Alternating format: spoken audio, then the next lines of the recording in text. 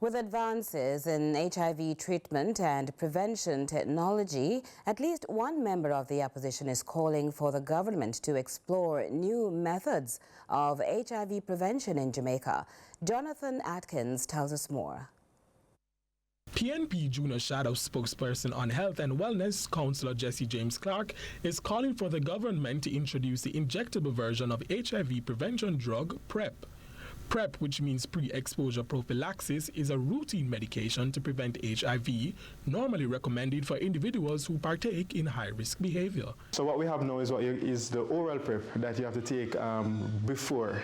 So you go on a regimen for that. Most times you have to take that one daily, and you take it before you are exposed to the HIV or before sexual activity. And you are calling for now? So what I would want is for the government to try and see if they could get increased or access to the long-acting PrEP, which is an injectable that can last for months at a time. Because when you have to target certain particular groups that you don't necessarily have access to on a day-to-day basis, it would be more beneficial for you if you would be able to give them a long-acting PrEP, so you won't have to necessarily find them again for the next couple of months or longer.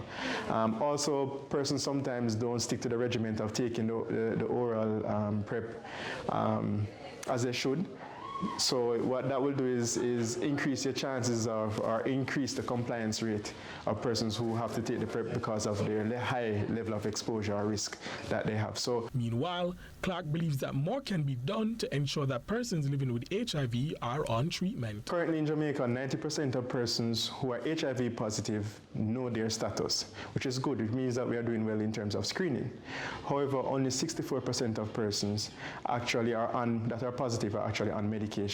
So it means that we do have some work to do in terms of getting persons who are positive on medication, and a big part of that problem is stigma, because persons who are HIV positive sometimes and know the status are afraid to engage the health services to get on medication because they don't want anybody to know that they are HIV positive.